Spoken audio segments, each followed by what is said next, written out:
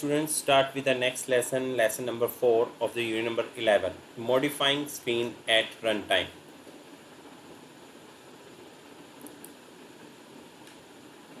You can modify your screen elements at the runtime as well as static time.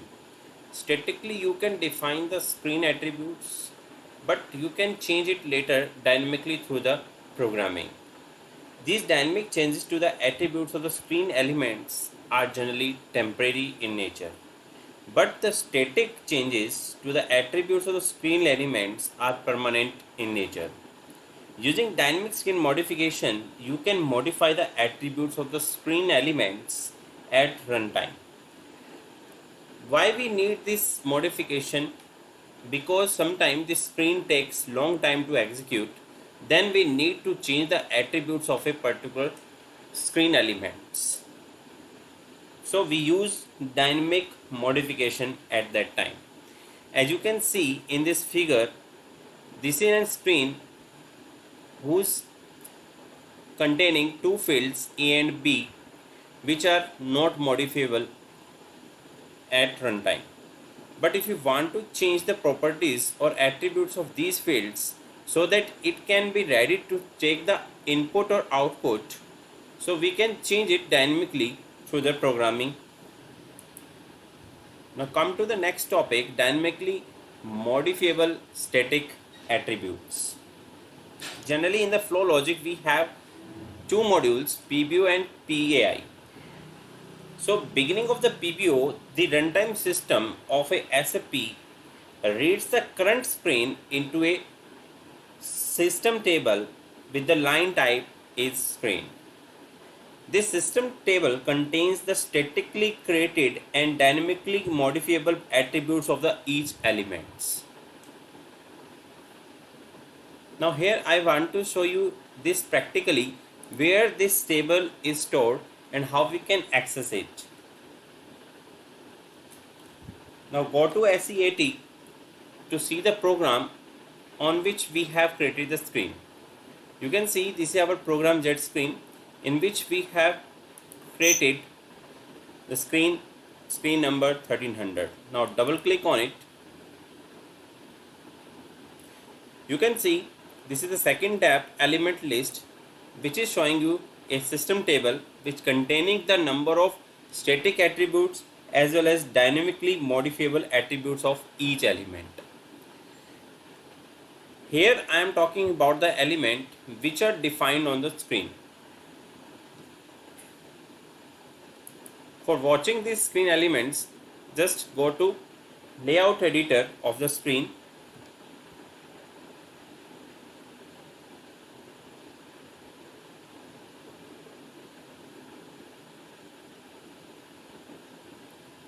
This layout editor program will you show the screen on which we have put up the elements, and you can see the number of elements that we have put it onto the screens are airline, flight number, date, airfare, airline currency, plane type, maximum capacity and occupied. So if you want to see the attributes of these fields into a system table, you can see by going back, and you can see these are the attributes. Now if you want to change these attributes, click on the change button. Now you can or you are able to change this name of the fields. Similarly, we have another attributes, text input output templates. By default, the CAR ID name is airline settled by the table field. Now from here you can change the name of this particular field. Similarly, we have special attributes where you can change the required input values.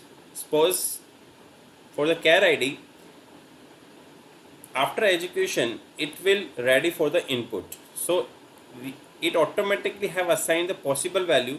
If you do it not possible, then you cannot input or user cannot get the value in this particular CAR ID field. So from this one you can change the particular attributes values. Now come to the topic. So these are some of the attributes of the screens which are showing here. The main attribute is screen name, which is associated with the each screen, and there are number of attributes: screen length, screen input, screen output, screen required. This is most important, screen required. This table list contains the screen required and its values are 0, 1 and 2. 0 means user input is not required. That means user cannot enter value in this field. If you are giving a value 1, that means user input is required. Third one, value is 2, user input is recommended. So these are the values that we can assign for a particular attribute screen required, and so on. Come to the next topic. This is the screen which is showing you the screen system table.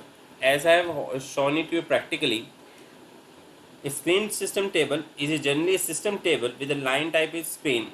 When the screen is executed, the screen system table automatically creates the entry for each the elements which we have defined onto the screen in the screen painter. The next topic is initialization the screen system table. When this screen table initializes, this screen system table initializes generally before the PBO is executed. That means process before output, it initialize all the screen elements into the screen system table. As you can see, this is the elements list screen 100, and these are the fields, and these are the input and output and the required fields. So here it is copying the static attributes before the PBO into the system table.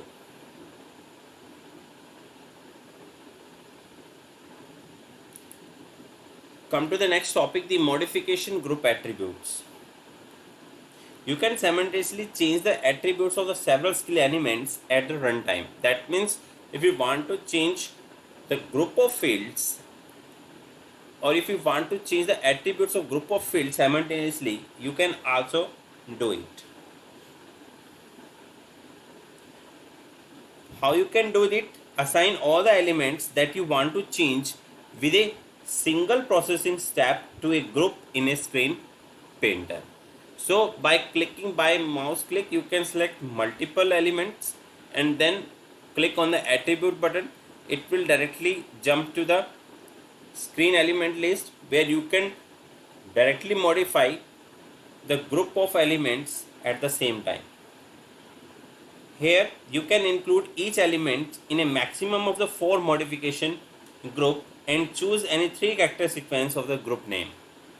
So you can see here we have selected the 2 fields and given the group name is SEL. Similarly, in the next column you can see we have taken the 2 fields, field 1 and P_TOG, and we have grouped into a single name, and the single name is ADM. Similarly, we have taken the first one and third one field and given the 3 character name, and this 3 character sequence name is TRA. Now come to the next topic, modifying attributes dynamically at program level. So I was talking about this one, how you can modify these attributes that are defined statically into the program. As you can see in this figure, this is showing a simple program in which we are modifying some of the fields which are statically defined onto the screens. This is the module modify underscore screen output, and we are applying the loop at screen. If screen group 1 equal to SEL, we have made here the group SEL. So here we are using the group name SEL. If screen group 1 equal to SEL, then screen input equal to 1. That means if we are assigning the value 1, that means we are going to activate it. If the value is 0, that means this is inactive. So if screen group equal to SEL, then we are screen input. That means the user can input in these 2 fields. And if screen name equal to field 1, then screen active equal to 0. and if. Now come to the modify screen. That means by this statement you can modify the static attributes dynamically. So it is necessary to give this statement when you are going to modify the attributes dynamically.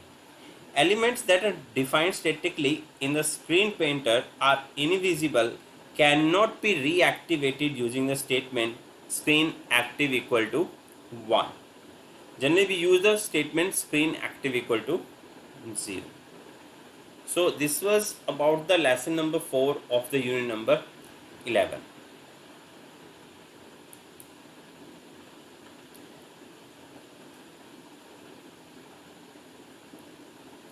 Come to the next lesson, lesson number 5 of the unit number 11, defining screen sequence. For making a particular project or particular transaction, we need to use some multiple screens, and we need to determine the initial screens as well as the next screens, which leads to a completion of the project. The next screen is enters generally statically. You can see this in a diagram in which you can see the or determine the next screen, and the determination of the next screen depend upon the PAI. So this is this one screen in which we have two modules associated, PBU and PI. Similarly, this is another screen, again the two modules are associated, PBU and PI, similarly for the others. So when the user will execute this first screen, then where it will go? It will go onto the next screen that we have defined statically, and that will go after the execution of PAI, process after input. So when it jump to the next screen, the next screen PBO module will be called here. And then again, if you want to go to the further screen, you need to give here statically next screen number. Then again, it will call the PAI, and before going on to the next screen, it will call the PB of the next screen. So these are the next screen sequences that we can define using the static screen number.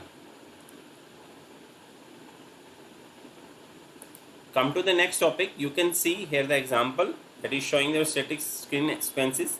How you can define? You can see this is a screen number. Then screen number is here 100. This is screen 100, and it has two modules, PBU and PI. And we have defined statically here the next screen number is 200. If you want to see the practical, just I am going to show you the practical. Now here we have defined the screen 300. So go to the attributes tab, and you can define here the next screen.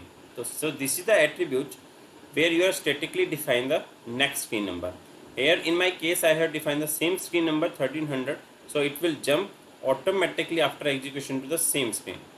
And if you want to transfer this screen to another screen, just change here the screen number, next screen number, and click on the save button. So here we are defining the screen statically. Now come back, the same thing is happening here. You can see this is another screen, and this screen number is 200 and the next screen is 300. It has again two modules, PBU and PI. So when you are clicking on 100 screen number or executing this screen 100, it will jump to the screen number 200, and this screen number 200 we have defined the next screen is 300, so it will jump to the next screen. Now the concept how we can define the screen sequence dynamically. You can define this dynamically screen number using the set screen statement. As you can see, the static screen number we have defined for this screen number 100 is 200, but dynamically we are modifying it in the PAI module, that is set screen 300. So it will not jump to the screen number 200, it will directly jump to the screen number 300, and we have changed it dynamically through the programming code. One thing that I have told you in the previous lesson, that the statically defined Screen numbers are permanent in nature, but the dynamically are defined are temporary.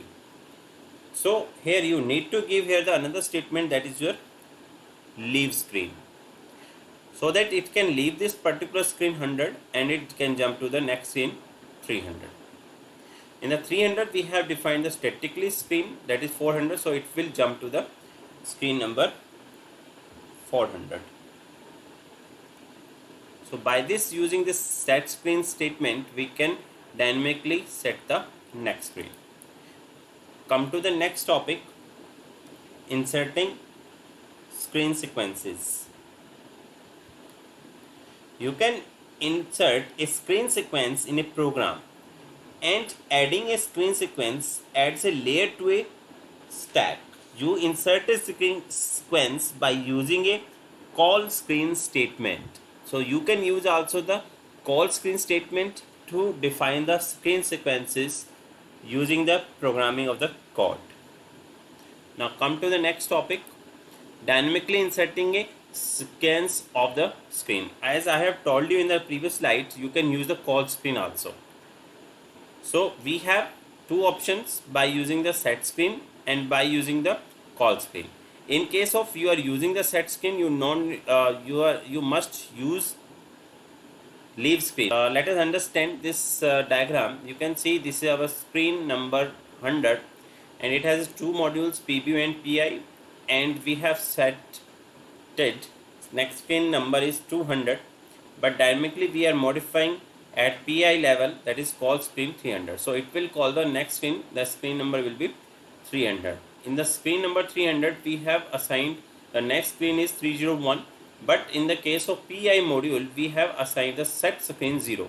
When you use the screen number 0, it automatically transfers to the first initial screen on which this application was started.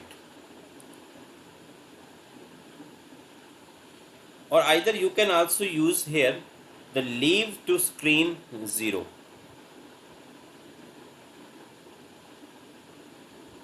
So you can use either set screen 0 or either you can use leave to screen number 0.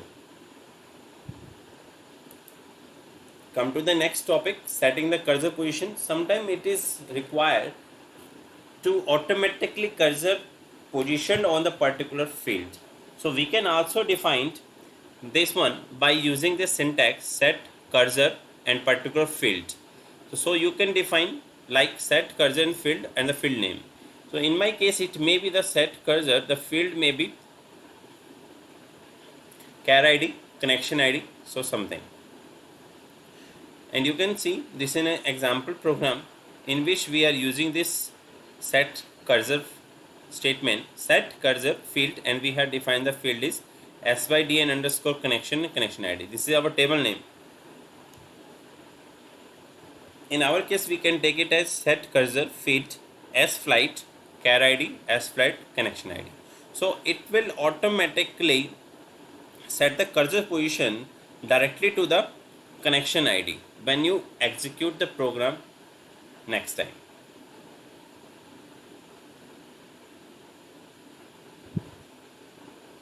One thing that I want to tell you about this syntax, to specify the field we use this abap statement, and here the object name, that is your field, f unique name of input field in a capital letter and must be enclosed in a single quotation. As you can see, we have used here the single quotation. This is most important thing that is to be noted here. So in my case I can use set cursor field and then s flight char ID, but it must be quoted in single quote. Second, offset, that is your position, that means it is defining here the required position. If you set it 1, 2, 3, automatically it will set the position.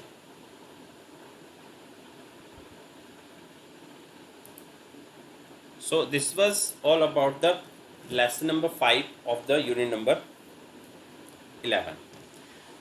Now come to the next lesson, lesson number 6 of the unit number 11, dynamically calling a dialog box.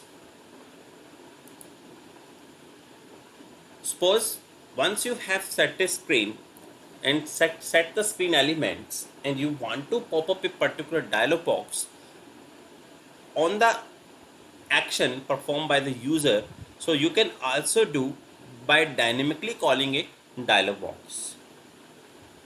So if you want to call a particular dialog box, use this syntax like this one: call the screen, and screen number is 101, and this here the screen type is not the normal screen. Here the screen type is dialog box type.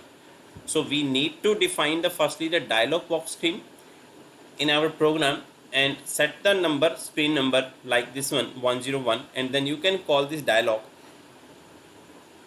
using the call screen 101 starting at, this is our defining the coordinates.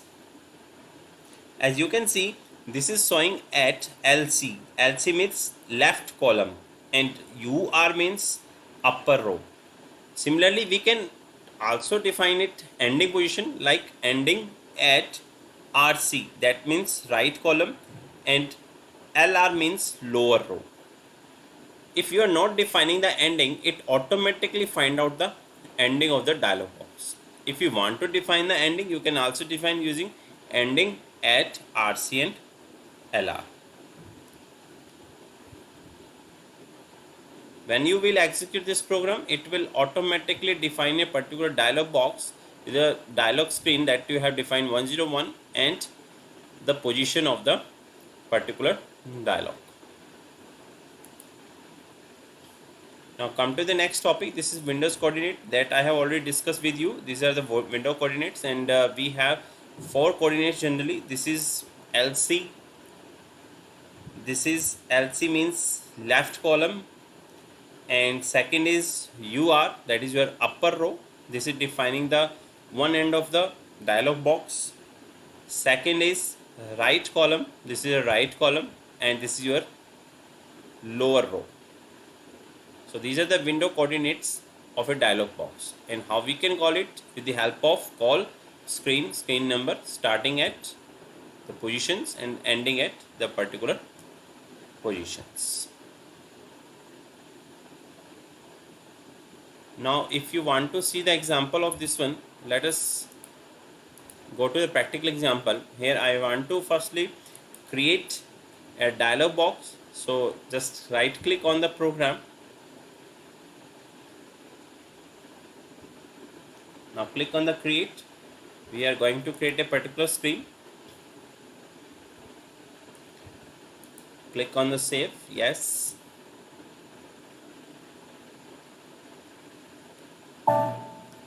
Now we define here 101. Click on the OK button. Short description here. This is our new dialog box. Now we need to select here the screen type is model dialog box. Now click on the save button. No syntax error found. If you want to put something on this dialog screen, you can also put it. If you don't want, just leave it. Now we have the 2 screens. The first one is the normal screen and second is your dialog screen. Now just double click on it. Here I am assigning the static attribute here and want to open here 0101. The next screen will be dialog box. Click on the save button. Now we need to compile whole program. Just right click on, check for the syntax. Now right click and then activate it.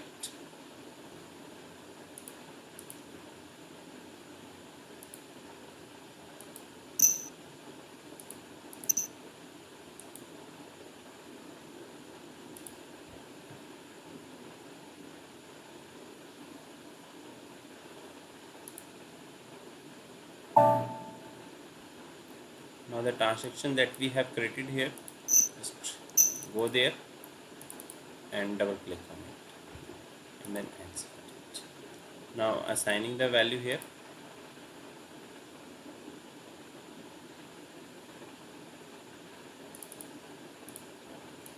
This is our flight number, then defining the date,